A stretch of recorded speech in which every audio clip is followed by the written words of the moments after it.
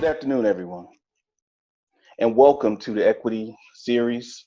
My name is Majestic, honored to serve as Deputy Chief of Staff and Chief Equity Officer for Mayor Peduto. And this is another conversation and dialogue and a host of dialogues around what was originally started around COVID-19 and its impact on equity in a variety of ways, as we knew and know and continue to know that the pandemic is having some very unequal impacts on different aspects of our population.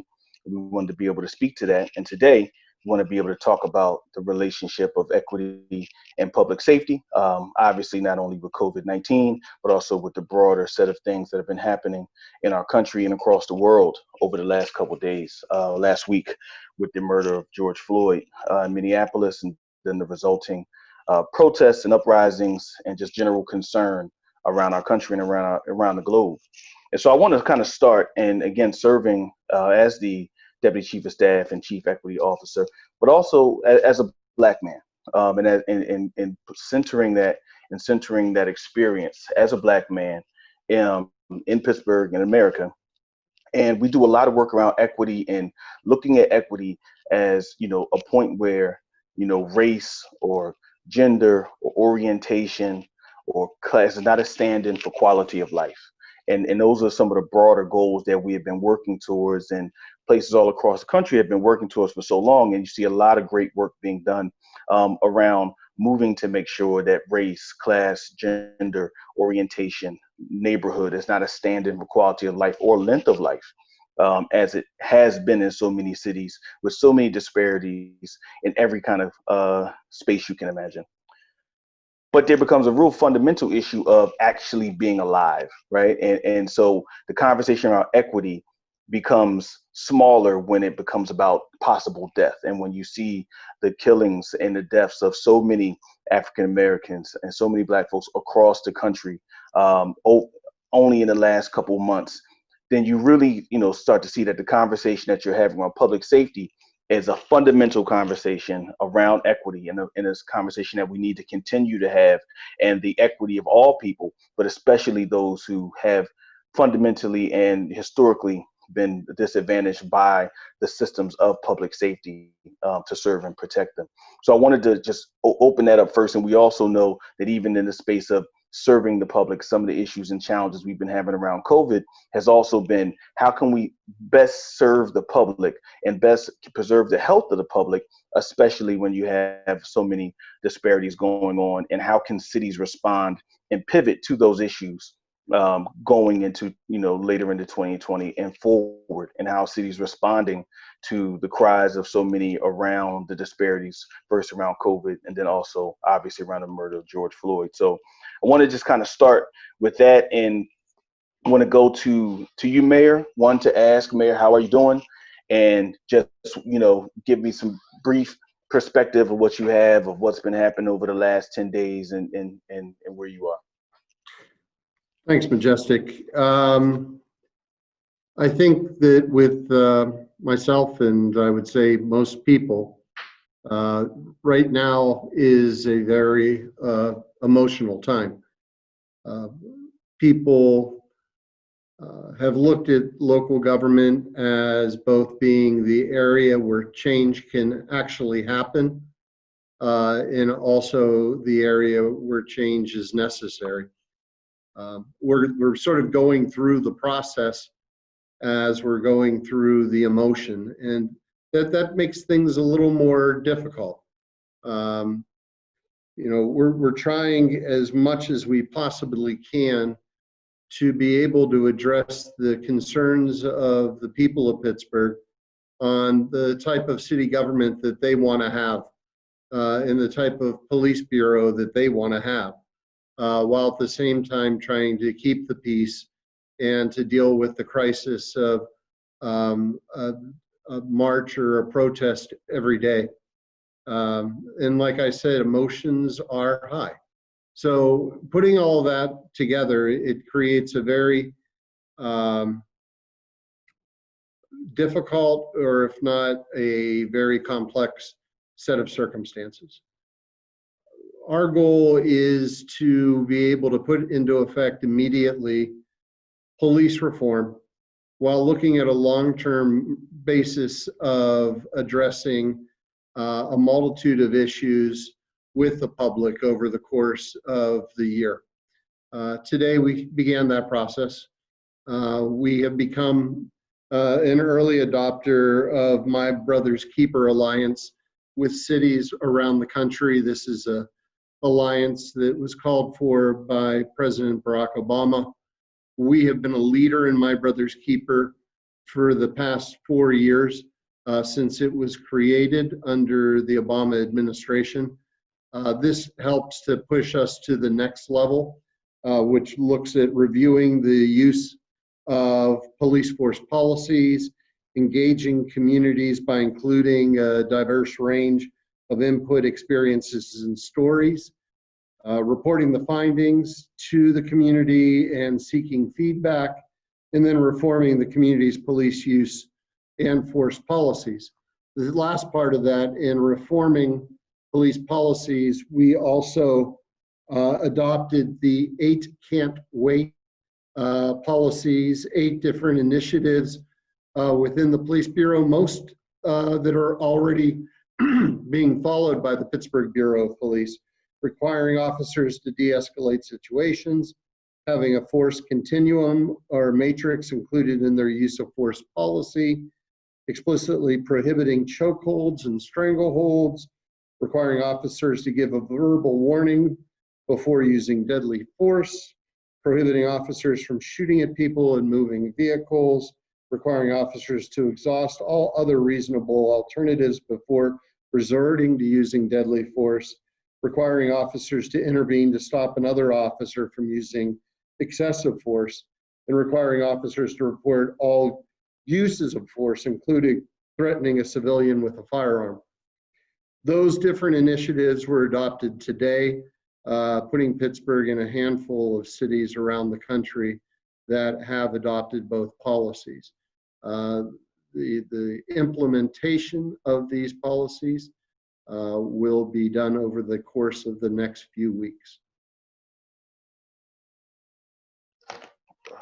Thank you, Mayor, for that. And I also want to note in that is the support of the use of force law by Representative Gainey and Representative Summer Lee in Harrisburg, which I think is an important thing, and also supporting the work of the Reform Working Group, which is a collective of elected officials, African-American elected officials from across Pennsylvania, who are working on these very important issues to try to make sure that we're doing this and really being on the curve to keep people safe. And sometimes what it means to keep people safe is not having the interaction, right? And what can we do to make sure that we're minimizing the negative interactions that so many people have been faced with to be able to do that. So thank you for that, Mayor.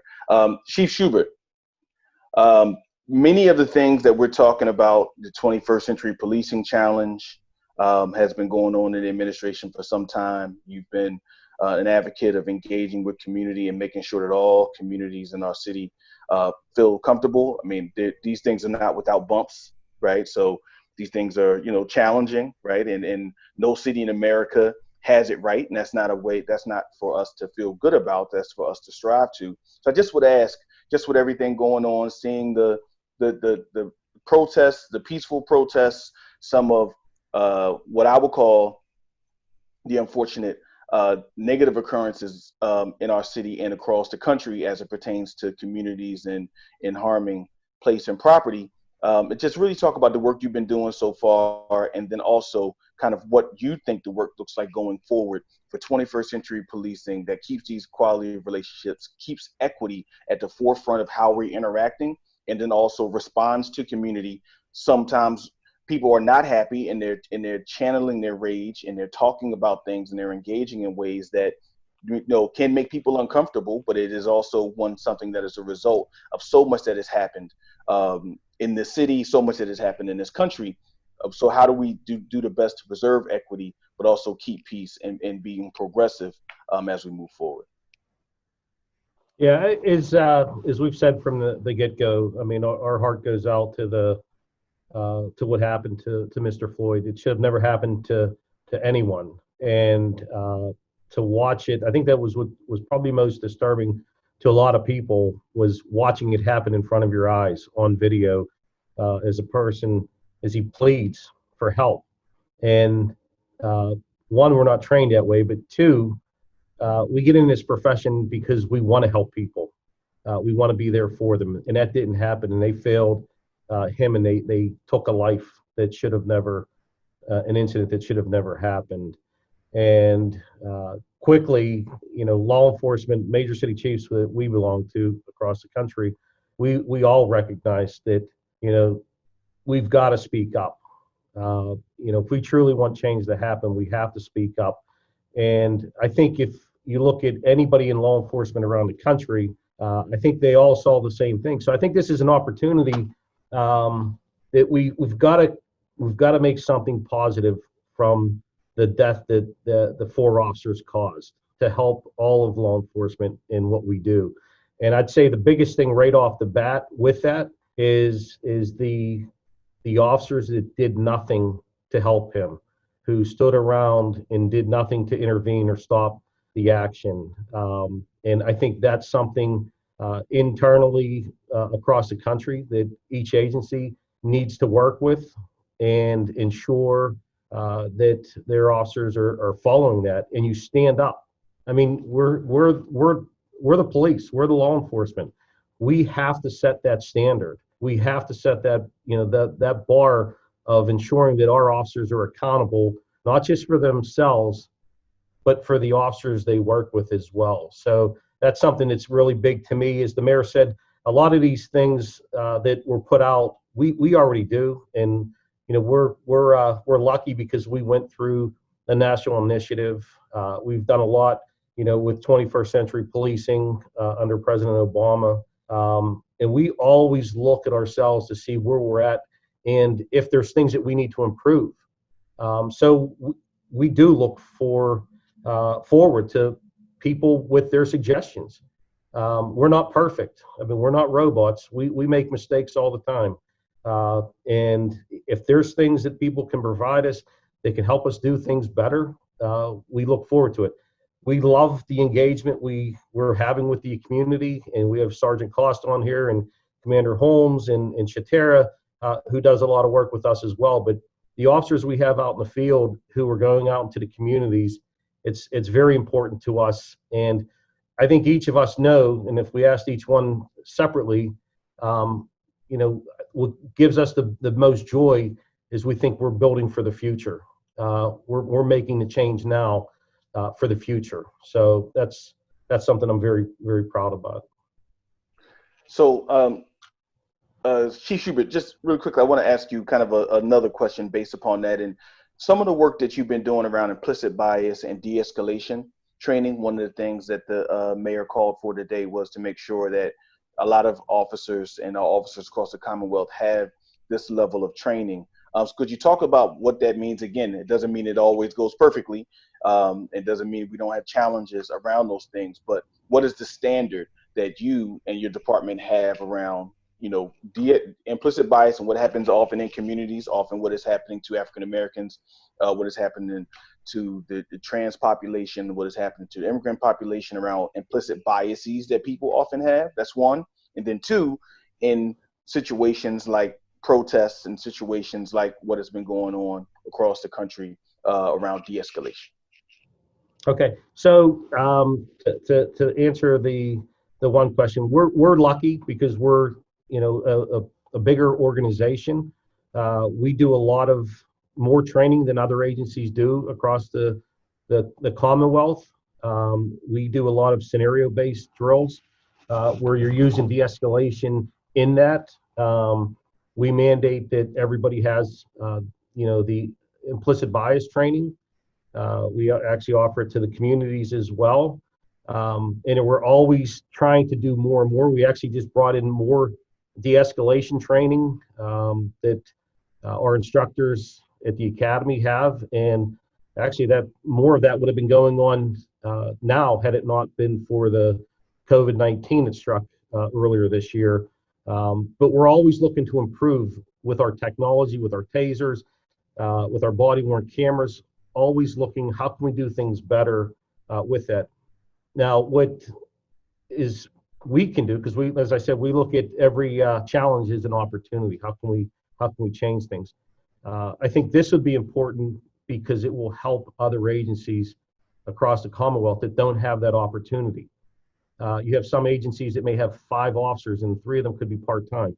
You have some agencies that have 10 people, 15 people, all the way up. The norm's probably like 15 to 30, and then you got Philadelphia that's big. Somehow they have to figure out how they can get these agencies to get this extra training, because we don't just go through what the state mandates us for our training for the recruits. We put several extra months on top of that with a lot of the training that we do on the outside. So how can other agencies do that as well? And obviously, Municipal Police Officer Training and Education Commission would have to work with that. And then when you're out in the street and you get your in-service training that we're required, once again, we provide additional training throughout the year for our officers.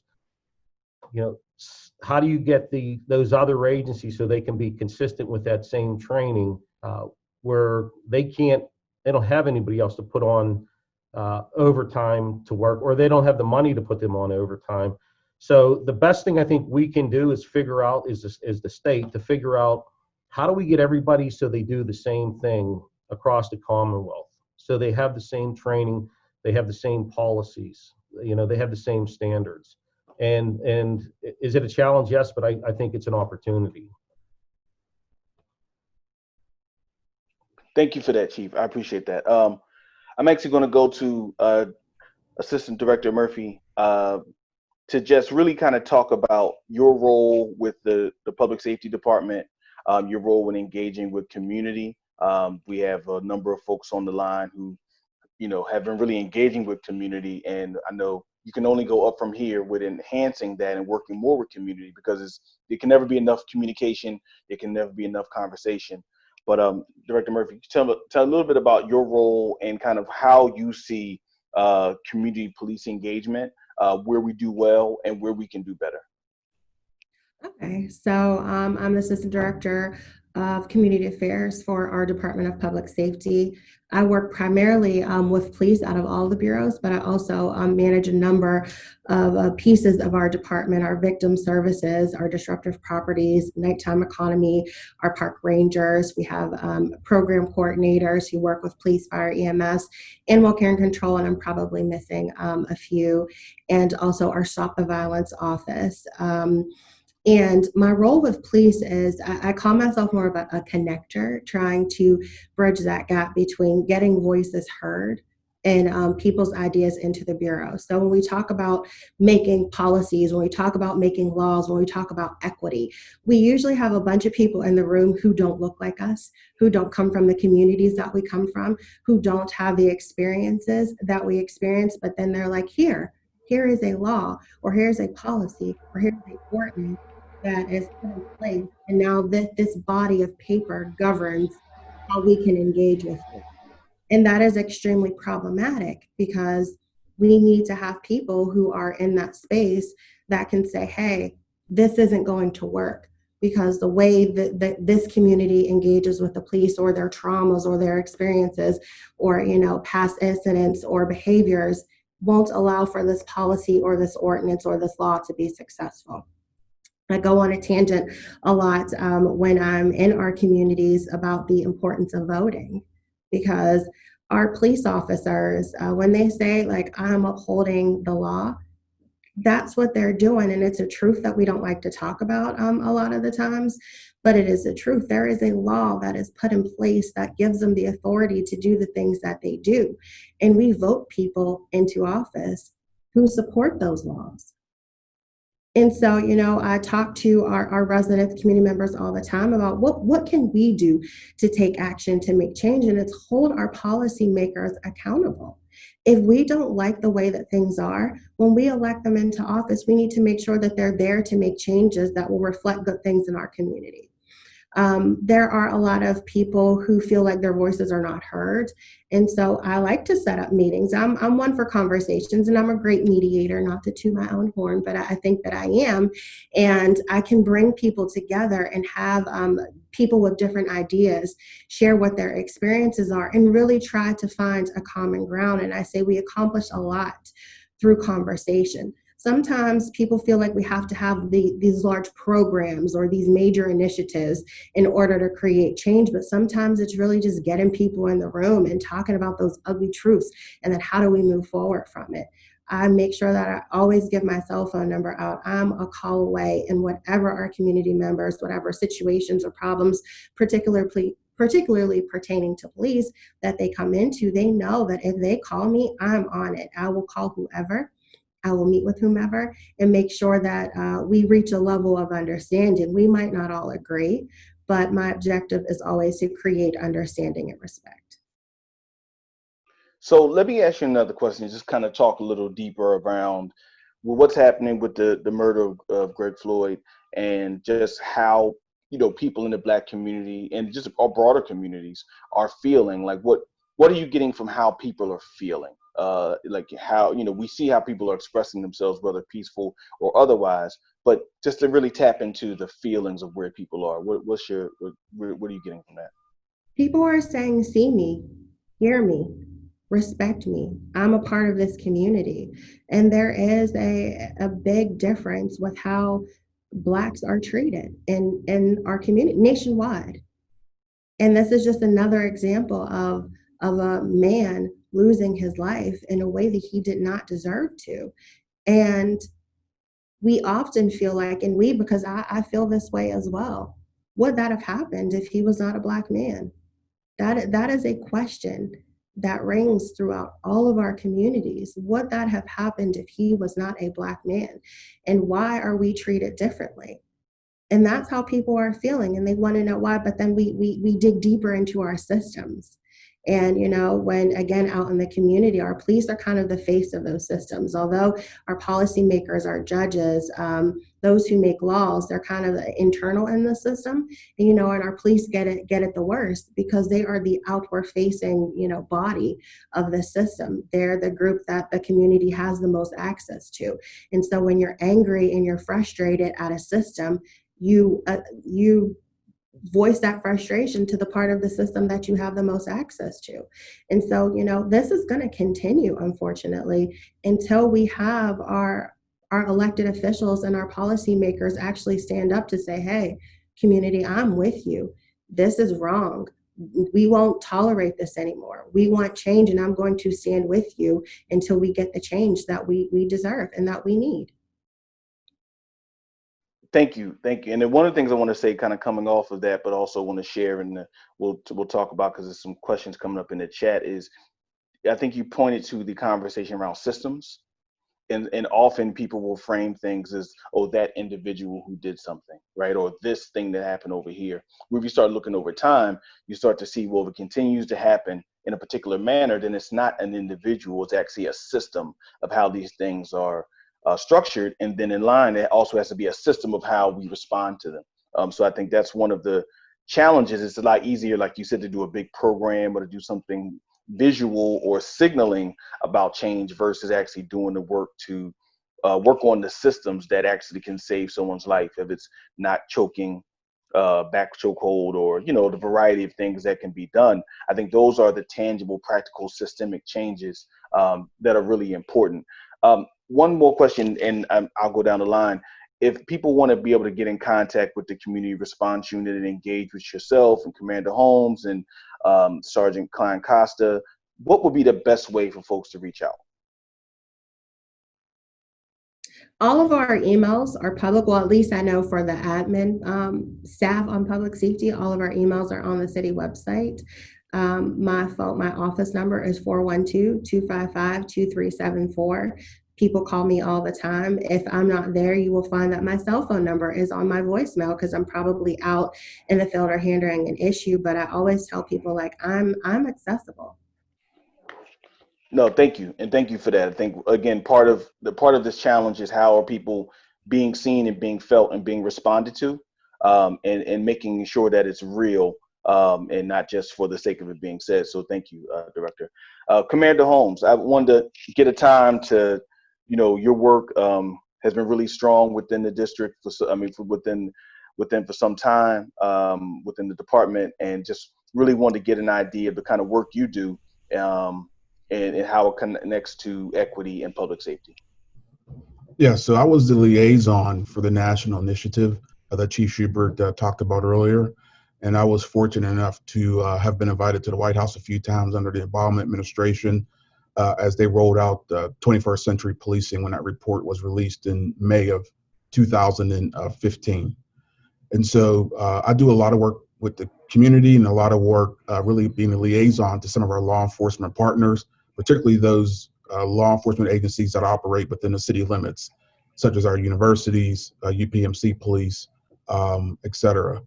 And so my work has been multifaceted, trying to stay engaged with the community, listening to their concerns, and really trying to make sure that we carry out the tenets in the 21st century policing report, which we have enacted many of those action steps.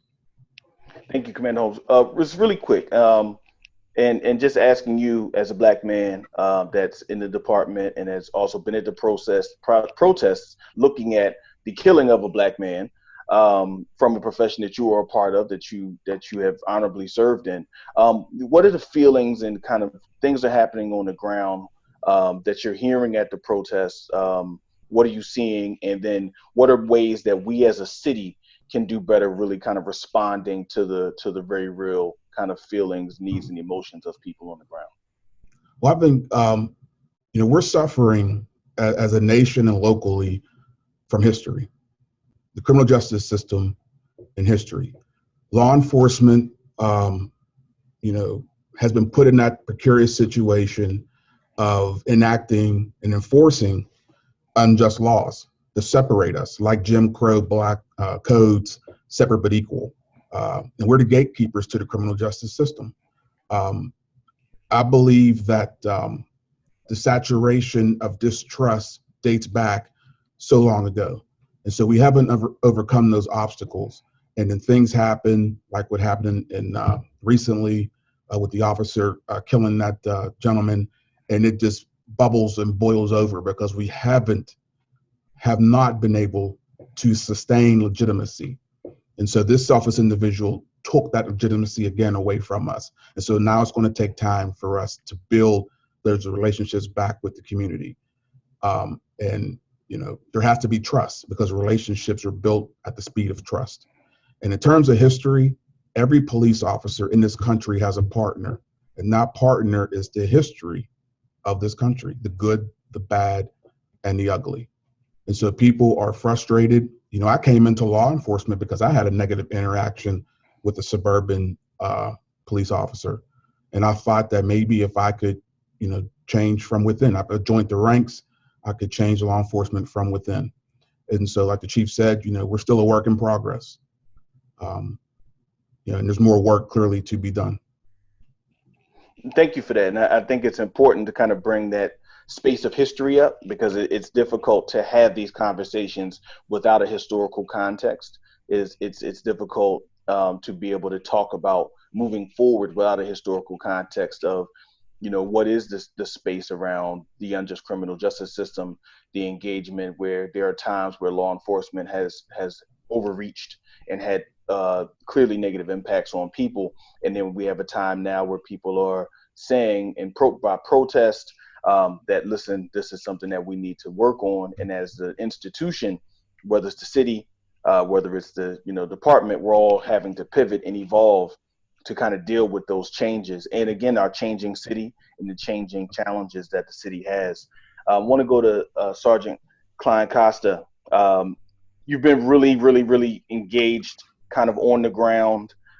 You are first sergeant of community relations in the neighborhoods. And I just want to talk for a minute with you about what does it mean and what is the role of neighborhood and community resource officers?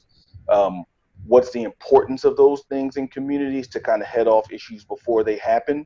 And and how do you continue that trust and keep that trust that Commander Holmes talked about, which is, the quality of the relationship is going to be as high as the quality of trust. So how do we continue to build that trust, not only in times when everything's going okay, but even in times when we're having challenges on the ground of protests and some things going on that might compromise peace and safety? Thank you for inviting me to speak. The role of community resource officers and neighborhood resource officers is to build relationships with the communities that they serve. The neighborhood resource officers is a little more specific. The community resource officers, it would be the entire zone. Build relationships with the community leaders, get to know your community, the specific needs, challenges of those communities, and then offer resources and be helpful to those communities to keep them safe, and also to help them meet some needs. My role as the community outreach sergeant is to support those efforts, and also to the efforts of all of the CROs and NROs, but then also to kind of stretch that program even further, to provide support for them, but also to support the community in ways that that I've been doing since I was doing work as a community resource officer. As far as right now, what those CROs and NROs and all officers for that matter can do to start building trust. I know on Monday or Tuesday, Wednesday, every day this week, I've been reaching out to my friends in the community and telling them I love them and I hear them, I see what's happening, and we're not going to stand by silently. We're here to make change. Like we must make change within the institutions that rule us, and policing is one of those. We need to focus more on relationships with individuals, relationships with our communities. We need to be very deliberate about it, and we need to keep moving forward. So I wanted to just ask a follow-up question there. Is how do you bring that voice? I mean, you're really with people, you're sitting, you're listening, and as we've heard a couple times today, with people being seen and people really being heard, especially when traditionally they are populations who don't get seen and heard. How do you take that voice of things that you're hearing and bring it back to your fellow officers, your fellow community and resource officers to really make sure that we're being as holistic as possible with how we engage with our residents and engage with those who may be concerned with the cause, who may or may not be our residents, but they're concerned with the cause that is important, like the killing of George Floyd? Well, I think the first thing we have to do is remember our humanity and be empathetic, and also just be very active listeners. Really listen to what people are saying and don't try to explain it away. You don't have to have an answer. In fact, sometimes just admitting that we're working towards an answer opens the conversation up to go deeper. No, that's helpful, because I do think the idea of people being seen and being empathetic and being present is something that we often hear in other spaces around equity, but we often don't hear it in public safety per se. So I want to salute you and thank you for you bringing that to this work, and you bringing that mentality to this work and helping us and so many others. Reverend Jones, I want to bring you into this dialogue just around a couple of things. I mean, you do so much work, but one of the things that I know that you do in the work that you do is working in communities and working with folks who traditionally maybe aren't heard, working with folks who are having some challenges in the neighborhoods, and just wanted to kind of get your feeling for where things are right now, kind of what you're hearing, what you're seeing, and what you think we need to do to continue to kind of move forward and keep people safe, but keep people healthy and keep people heard. So, one of the key words that we're hearing over and over again is relationships.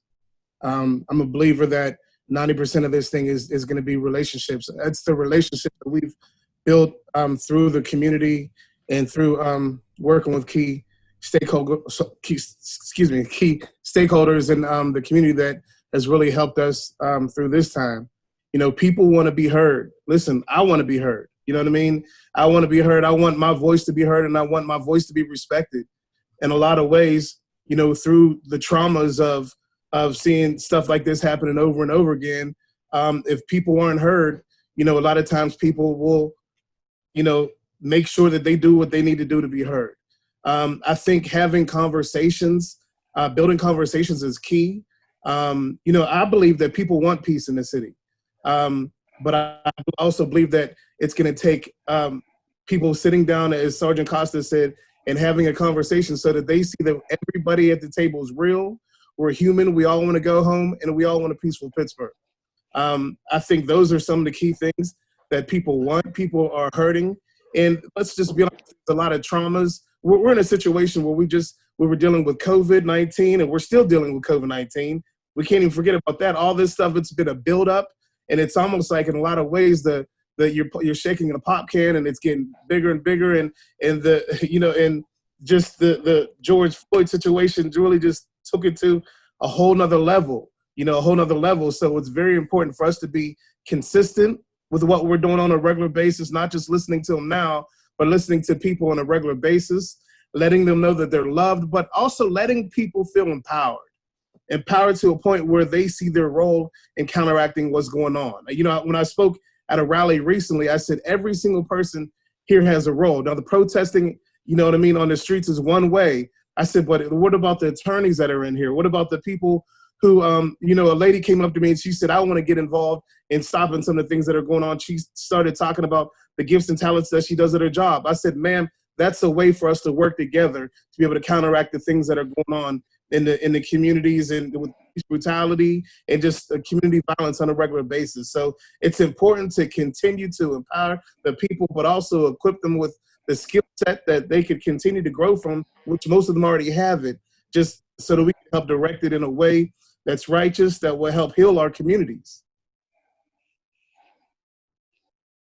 No, thank you, and thank you for kind of bringing that to bear of the reality that, you know, as much as all of us, we're dealing with public safety, we want the best for everyone, that we see some of these things are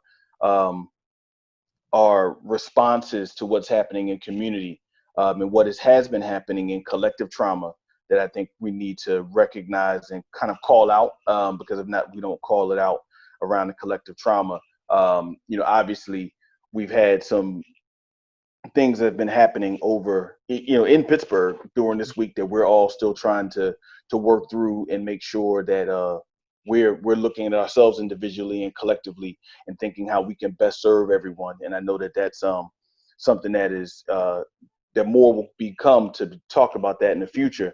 And so that's why I wanted to bring everyone together to talk about how do we need to acknowledge where are our blind spots, acknowledge where are our challenges, acknowledge where can we get better, in order to be able to engage with community in ways that is healthy, and that everyone feels seen, everyone feels heard, and importantly, that everyone feels safe. Because I do think it's important that we acknowledge the role of safety as an individual, but also safety in a community. And just as we support that when it comes to protests in the role of safety, it's the same kind of things that we work on so much when it comes in the neighborhoods, and how are people feeling safe.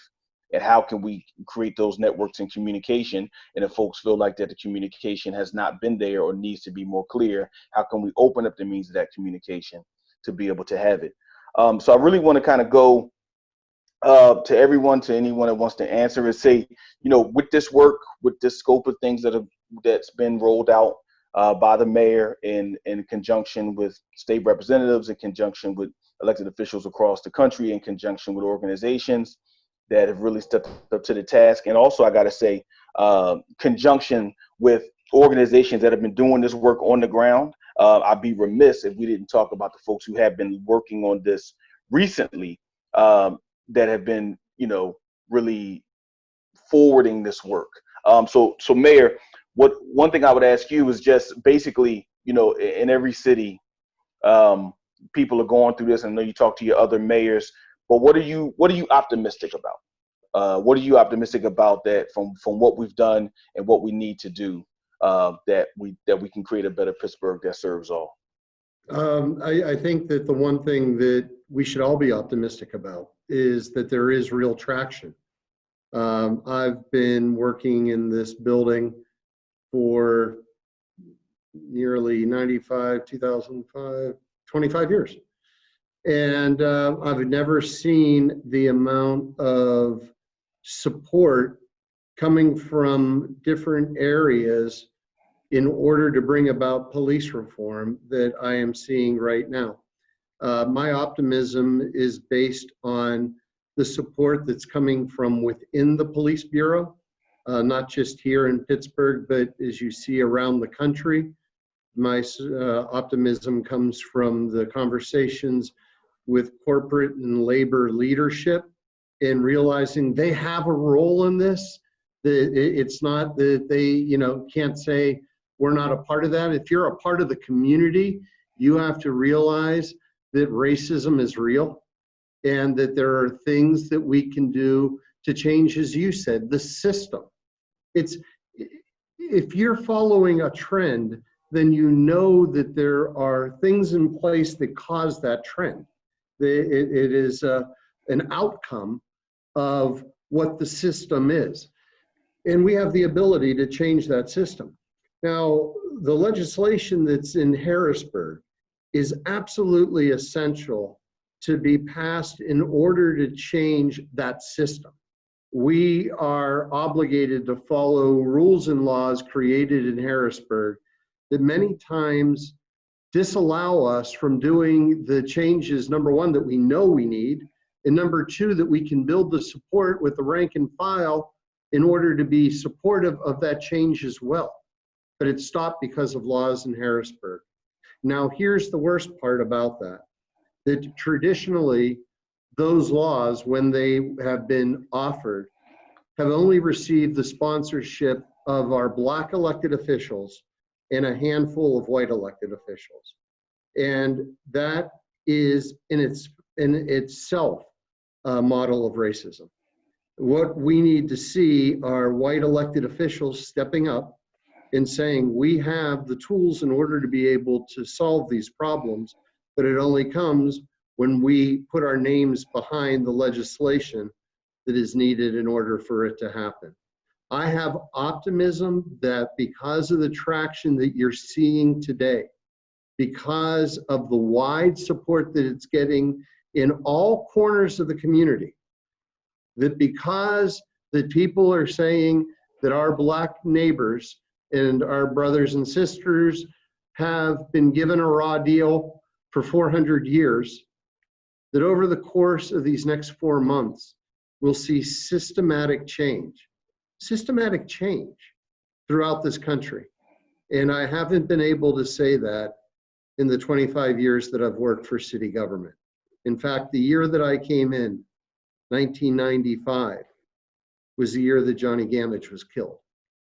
And back then, what we heard was an echo chamber of the same voices calling for change and very few people standing behind them to make it happen. Today, you have the people standing behind it, and we've got to make it happen. Thank you, Mayor. Thank you for that. That's I'll touch on that as we close. Is anyone else just something that you're optimistic about as we move forward? Acknowledging our challenges, acknowledging the kind of consistent nature and the pernicious nature of how race and racism rears its head around sexism, and sexism rears its head around bias around the LGBT community, how it rears its head and shifts. What are we really what are we optimistic about? What do we think things can how it can change? If you don't mind, I'll go. Sure. To me, I think this is struck to the heart of everyone across the country of what happened. And as we said, it should have never happened. And I think is kind of to go with what the mayor was saying. This will force change. This will, because everybody's going to be on the same page to do it. Will it be easy everywhere? No. But I think if we all work together and look at everything we do is for everyone. We have 90 communities in the city of Pittsburgh. Everybody's got to be treated the same. And if everybody would just treat people with, kindness and decency, how much better this world would be. And I consider I consider if I'm listening, I'm learning. So I'd rather be listening than talking. And that's why I enjoy listening to people and getting their thoughts on things. I'm blessed to have Eric, Tiffany, Shatara, Cornell, and a bunch of others in the police department. And I'm optimistic that there's so much more we can do within the city of Pittsburgh Police Department to make our city better. Thank you. Is anyone? One thing I'll say in closing is that I think one of our challenges is often we try to solve systemic problems with one solution. We try to use a silver bullet solution. We try to solve, police killings of innocent folks with one way to do it. But it shows today that we need to use public safety. We need to use community, that everyone has to come together to identify these things and push for the needed things in the systems.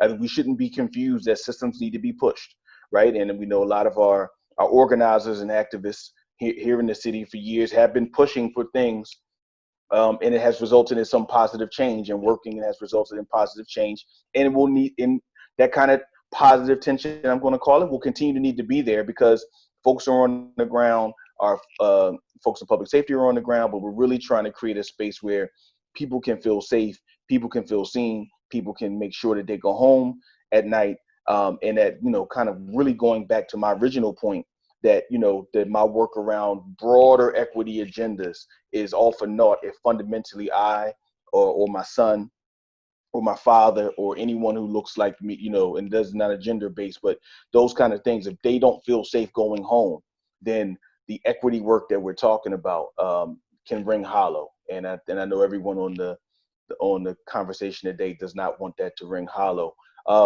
There's a lot of information being shared in the chat. Director Murphy shared her information and web email addresses. We'll make sure that those email addresses get shared if people need a line of communication to be able to get things to us, because we want to make sure. I know that that's been a challenge where folks have been saying, okay, well, how do I get in contact if I think something has happened? So we want to make sure that line of communication is open. And also I want to say that as part of the My Brother's Keeper work and the President Obama's challenge yesterday, that the My Brother's Keeper work led by Josiah Gilliam will continue to go on, and we'll continue to have these conversations with folks in public safety and do some deeper dives. We wanted to just talk broadly today because we thought it was important to be present and respond, but we'll do some deeper dives into a lot of that work to really talk about how community and police can work together, and to really talk about how we can minimize the miscommunication and minimize the hurt and pain that does exist, that we want to give voice to, but we want to work to challenge. So I want to say thank you to everyone. Also want to say thank you to our interpreters who have been, I'm sure, working really hard as we've been talking fast.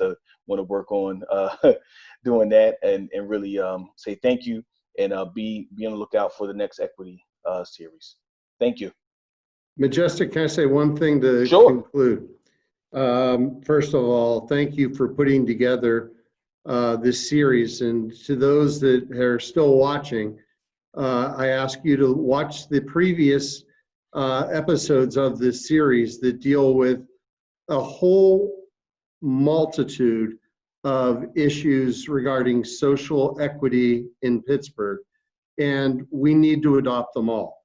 Not just on the police reform alone, but unless we're dealing with the core issues of poverty, unless we're dealing with disparities in education and healthcare, unless we're dealing with all of the different issues that this series covers, we'll never really get to see that Pittsburgh that we want to see. And that's what I want to leave the people who are still watching with. This is the team. These are the leaders of our administration. They come to work every single day to work on keeping you safe and building out a city that is truly for all. These are the people that feel every morning when they wake up happy because they have that voice and that job in order to get those things done. And it's a team that wants to work with you. We are interested in your ideas. We're interested in being able to build out plans at the community level and then help to spread them throughout this city. There's a lot of stress right now, and it's hurting a lot of people. The last thing that we need to do is hurt each other. We need to find a way in order to pull each other up during this difficult time and not allow it to divide us.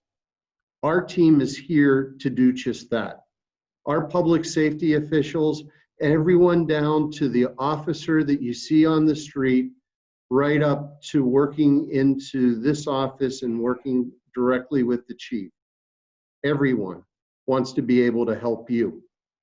It may feel overwhelming right now, and you may feel that the world is out of control and that we can't even change things in our own country.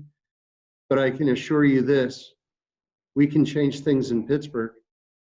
This little piece of land, this little dot, we can make it the type of city that you want to live in, the type of city that you want your children to grow in, the type of city that's here for everyone.